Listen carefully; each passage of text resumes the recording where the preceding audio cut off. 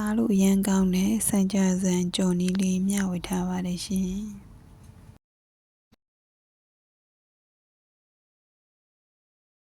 ပထမဦးဆုံးချက်သွန်ဦးကြီးတစ်ချမ်းကိုပပလေးထားပါမယ်ရှင်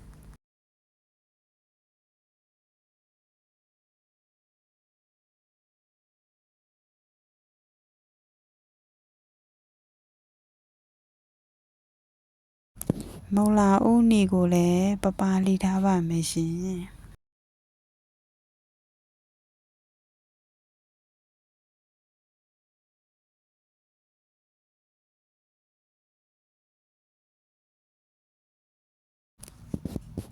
ကိုက်လန်ရွက်ကိုလည်းပပလေးထားပါမယ်ရှင်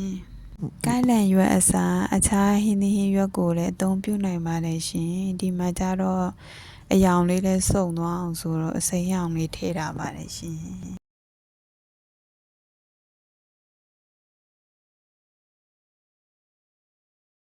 ကျက်သွန်ဖြူကိုလည်းတပြားရိုက်ပြီးတော့နှုတ်နှုတ်ဆင်ထားပါမယ်ရှင်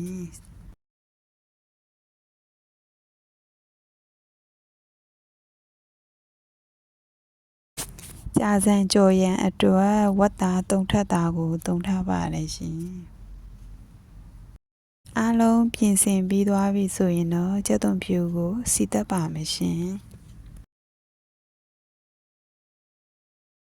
အရင်ဦးဆုံးဝက်သားကိုထည့်ကြော်ပါမယ်ရှင်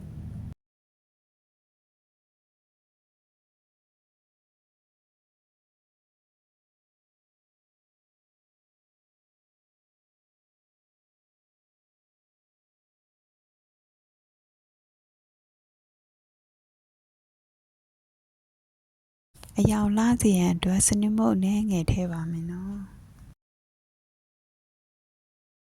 ဝက်သား90 ရာခိုင်နှုန်းလောက်နူးသွားပြီဆိုရင်ကျက်သွန်စထည့်ပါမယ်ရှင်ကျက်သွန်ကတော့မိမိစိတ်ကြိုက်မြန်မာကျက်သွန်လည်းအသုံးပြုနိုင်ပါတယ်ရှင်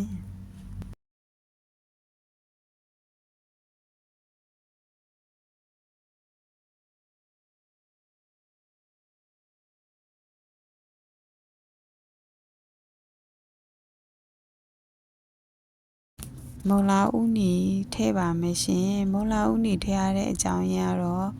ဟင်းရဲ့ရွှေအိုရောင်တန်းအောင်လို့မုံလာဦးနီထည့်ရတာပါရှင်ကိုက်လန်ရွက်ကိုနောက်ဆုံးမှထည့်ပါတယ်ရှင်ထည့်ရမယ့်ရတာတွေကတော့ခရူးစီပဲငံပြာရည်အနောက်ပဲငံပြာရည်အကြီးဟင်းခတ်မုတ်ငပြာရည်တို့ပဲဖြစ်ပါတယ်ရှင်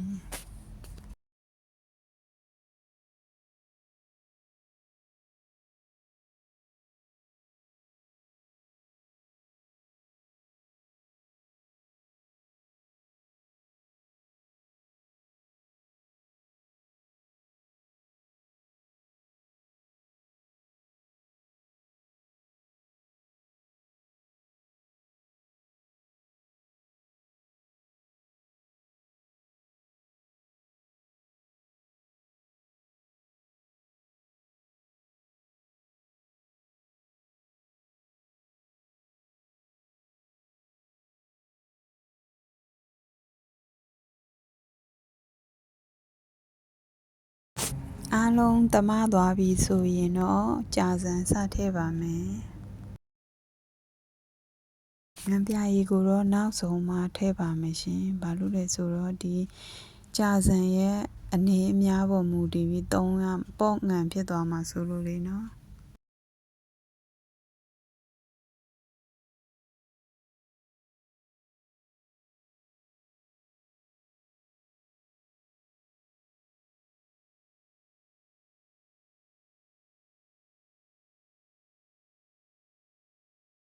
ရေတွေလည်းခြောက်သွားပြီအားလုံးလည်းနှံ့ပြီးတမသွားပြီဆိုရင်တော့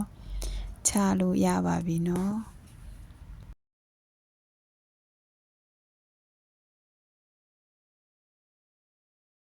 အရသာရှိပြီးတော့စားလို့ကောင်းတဲ့စံကြာစံကြော်လေးရပါပြီရှင်